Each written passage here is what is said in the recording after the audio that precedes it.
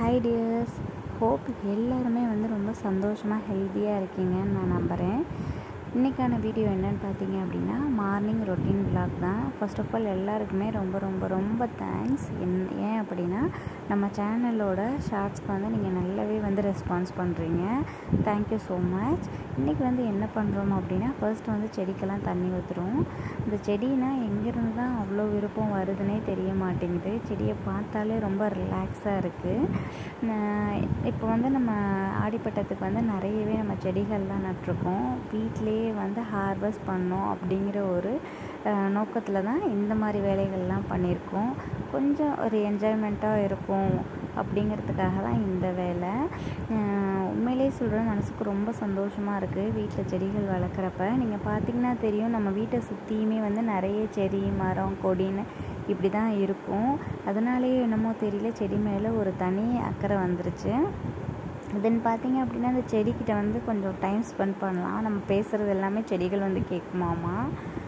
நம்ம நமக்கு தேவையான காய்கறி கீரைகளை நம்ம வீட்டிலேயே போட்டிருக்கோம். தென் பார்த்திங்க அப்படின்னா, இப்போ துணி நைட்டு துவைச்சி போட்டது நான் மார்னிங் எடுத்துகிட்ருக்கேன்.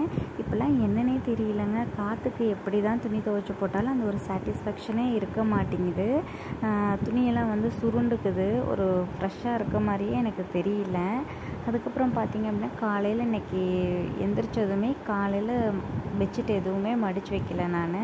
ஸோ பெட்ஷீட்லாம் மடித்து வச்சுட்டு டைரெக்டாக துணியை மடிக்க ஆரம்பிச்சிட்டேன்.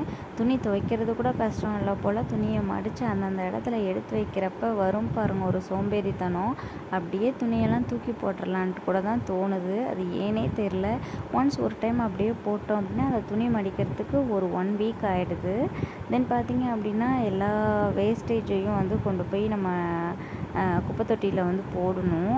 நம்ம வீட்டோட நான் எப்படி பிரிச்சுருக்கேன் அப்படின்னா, கிச்சன் வேஸ்ட்டு தனியாக, இந்த பிளாஸ்டிக் ஐட்டம் வேஸ்ட்லாம் தனியாக பிரித்து தான் எப்பயுமே கொண்டு போய் போடுவேன். அப்படி தான் இப்போ தனியாக நான் பிரித்தும் வச்சுருக்கேன்.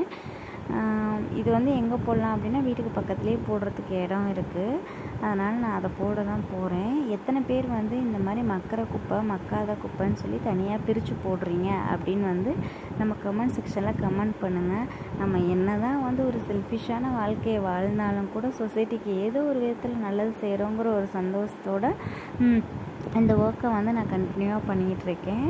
தென் பார்த்திங்க அப்படின்னா, நம்ம டஸ்ட் எல்லாத்தையும் வெளியில் கொண்டு போய் போட்டாச்சு. தென் பக்கத்து வீட்டிலேருந்து பூவையும் சுட்டாச்சு. இப்போ அந்த பூவை கழுவணும். ஸோ நான் ஃபஸ்ட்டு ஹேண்ட் வாஷ் பண்ணிவிட்டு அந்த பூவையும் நல்லா கழுவிட்டுருக்கேன். இங்கே ஒரு என்ன தெரியுமாங்க ஒரு பெனிஃபிட்டு, இங்கே என்ன அப்படின்னா, நமக்கு டெய்லியும் சாமிக்கு பூ கிடச்சிருங்க, அந்த ஒரு பெனிஃபிட்டு. தென் வீட்டுக்கு முன்னாடி ஒரு சின்ன மணி பிளான்ட் வச்சுருக்கேன். அந்த மணி பிளான்ட்டை தண்ணியை மட்டும் மாற்றி வச்சிட்டேன். நைட்டே ஊற வச்சுருந்த அரிசிங்க, இதையும் கிரைண்டரில் போட்டுட்டு தான் எல்லா வேலையும் பார்த்தேன். அதையும் நம்ம ஆட்டி எடுத்தாச்சு. இப்போ இந்த இதை ஆட்டி எடுத்தோடனே நம்ம டிஃபனோட ஒர்க்கை ஆரம்பிக்க வேண்டியதான். வீடியோ ரொம்ப லென்த்தியாக போகிற மாதிரி எனக்கே தோணுது. ஸோ இப்போதைக்கு நம்ம இந்த டிஃபன் வீடியோவோட நம்ம நிறுத்திக்கலாம். நெக்ஸ்ட்டு இன்னொரு நாள் நான் உங்களுக்கு ஃபுல் டே vlog எடுத்து வீடியோவாக போடுறேன். பார்த்திங்க அப்படின்னா, ஒரு சிலருக்கு மாவே புளிக்க மாட்டேங்குது அப்படின்ட்டு சொல்கிறாங்க. எனக்குமே ஃபஸ்ட்லாம் மாவு புளிக்காது. நான் என்ன பண்ணுவேன் அப்படின்னா, மாவு புளிக்காட்டினா பழைய மாவு இருக்கு இல்லையா, அது ஒரு கிண்ணியில் எடுத்து வச்சுக்குவேன். அந்த மாவை அப்படியே மிக்ஸ் பண்ணி வச்சுருவேன். அந்த ட்ரிக்கை நீங்களும் ஃபாலோ பண்ணி பாருங்கள். தென் பார்த்திங்க அப்படின்னா, ஃப்ரிட்ஜில் இருந்து ஊற்றுறதுக்கு ஒரு 10 நிமிஷத்துக்கு முன்னாடியே மாவை எடுத்து வச்சுக்கோங்க. நான் தோசைக்கல்லில் இந்த மாதிரி தண்ணி தெளிச்சிட்டு க்ளீன் பண்ணிவிட்டு தோசை ஊற்ற ஆரம்பிச்சிருவேன். நீங்கள் எப்படிலாம் உங்களோட மார்னிங் ரொட்டீனை டைம் ஸ்பெண்ட் பண்ணுவீங்க அப்படின்னு சொல்லிவிட்டு நீங்களும் நம்ம கமெண்ட் செக்ஷனில் கமெண்ட் பண்ணலாம். உங்களோட ஆதரவு கொடுக்கறதுக்கு ரொம்ப ரொம்ப நன்றி. Keep supporting me and then thank you. Bye.